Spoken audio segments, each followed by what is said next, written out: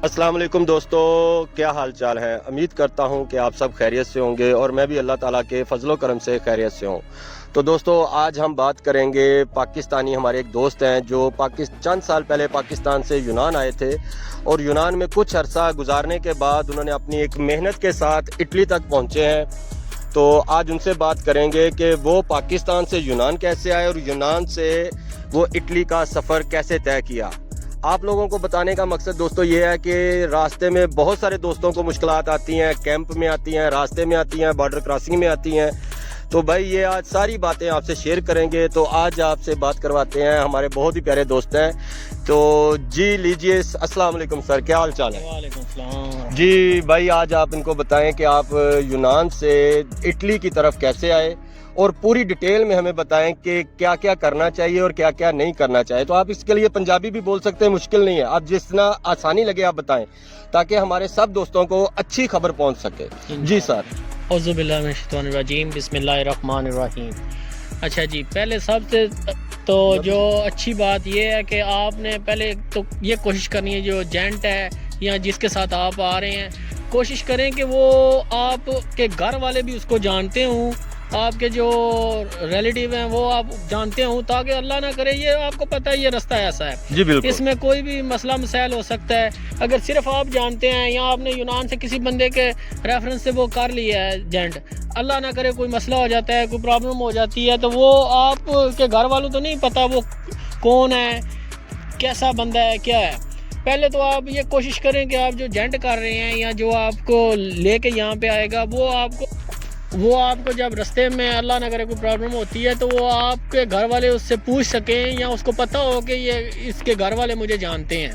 पहली बात तो ये है।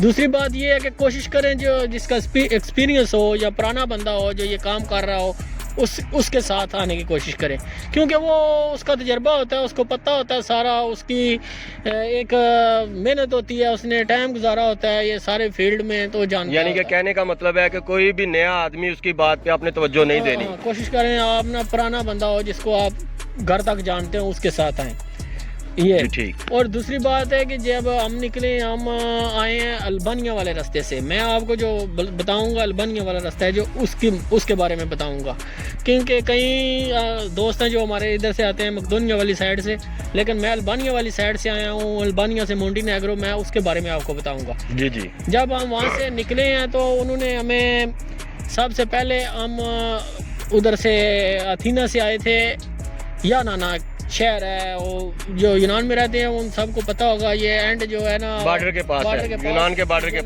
के पास है जी। या नाना एक शहर, उधर आना है, उधर से फिर आपको वो रिसीव कर लेंगे, उसके आगे फिर आपकी डंकी शुरू होती है। और इसके लिए मेन ये है, एक तो जो आपकी उधर की वोडाफोन ताज़ा सिम है वो आप साथ लेके आए, वो पूरे रास्ते में चलती है, और शर्त ये है कि उसमें बैलेंस होना चाहिए। यानी कि सबसे पहले आपका कहने का मकसद ये है कि आपके पास वोडाफोन होनी चाहिए, वो उसमें बैलेंस होना चाहिए और रोमिंग की होनी चाहिए जो सारे रास्ते चलती सारे रास्ते नहीं, उसमें बैलेंस हो तो वो ऑटोमेटिक ही रोमिंग डाटा पे चली जाती है। जी ठीक हो गया, वो इंटरनेशनल हो जाती है, वो मसला नहीं है, वो आपका सारे रास्ते में चलेगी। एक बात। दूसरी बात ये है कि जब आप निकले तो एक स्लीपिंग बैग लाजमी आपके पास होना चाहिए। जी स्लीपिंग बैग के बगैर आप नहीं आए, स्लीपिंग बैग की ज़रूरत है। आपको कोई पता नहीं है आपने कितने दिन जंगल में रहना है, जंगल में सोना पड़ता है, सब कुछ होता है, उसके लिए आपको स्लीपिंग बैग और 2 ब्लैक शापर, कम से कम 2 ब्लैक शापर जो बड़े होते हैं स्कूपी वाले, क्योंकि अल्लाह ना करे रास्ते में बारिश हो जाती है, मौसम ख़राब हो जाता है, तो वो जो शापर हैं वो आपको लाजमी चाहिए। तो ये 2 चीज़ें नोट कर लें, एक सिम वोडाफोन की, उसमें बैलेंस हो, एक होता है पैकेज करके आना, वो हो रहा है, लेकिन जो है ना उसमें बैलेंस होना चाहिए। जब आप आएंगे उसका जो बैलेंस होगा उससे वो सारे रास्ते में चलेगी, अल्बानिया चलेगी, मकदोनिया चलेगी, सर्बिया चलेगी, सारे रास्ते चलेगी, वो आपको उससे बहुत फ़ायदा होगा।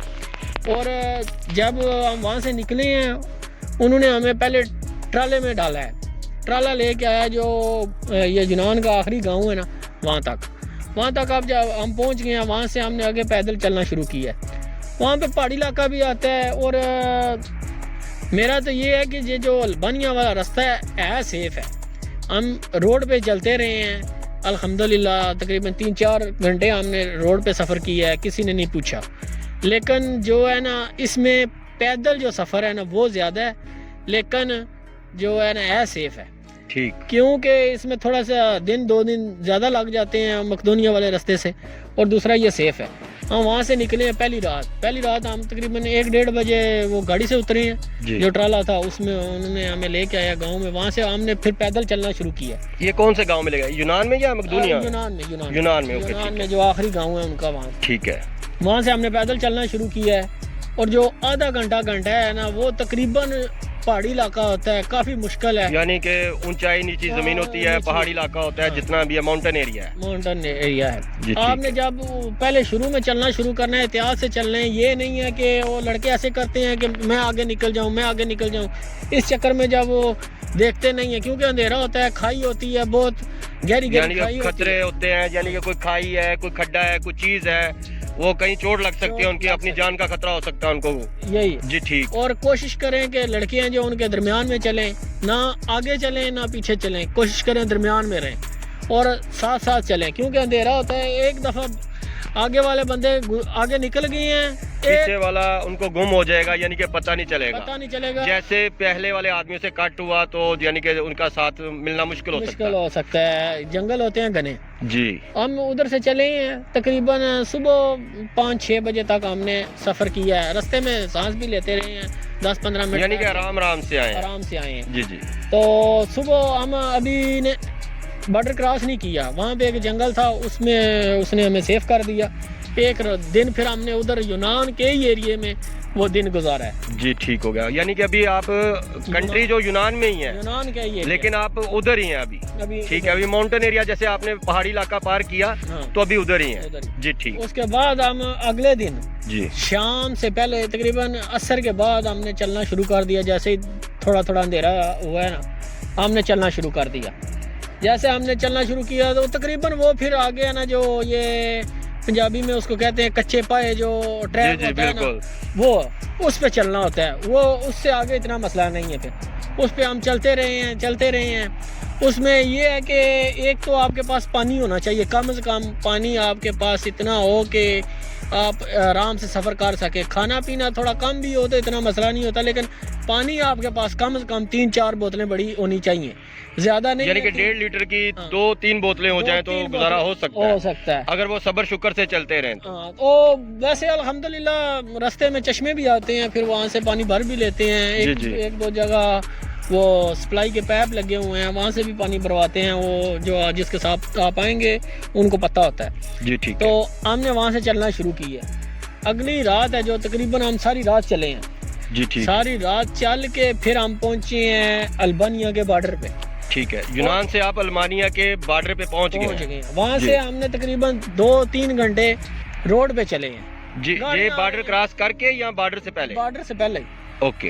यूनान के एरिया में ही हमने, यानी कि बिल्कुल अल्बानिया के बॉर्डर के साथ साथ आप 2-3 घंटे चलते रहे हैं। वो रोड पे, मेन रोड पे चलते रहे। गाड़ियाँ आ रही हैं, जा रही हैं, अल्हम्दुलिल्लाह किसी ने नहीं पूछा, हम चलते रहे। यानी कि कोई परेशानी नहीं है, आपका कहने का मतलब ये है? कोई परेशानी नहीं हुई जी। ये इस रास्ते का है, थोड़ा लंबा है लेकिन सेफ है अल्हम्दुलिल्लाह।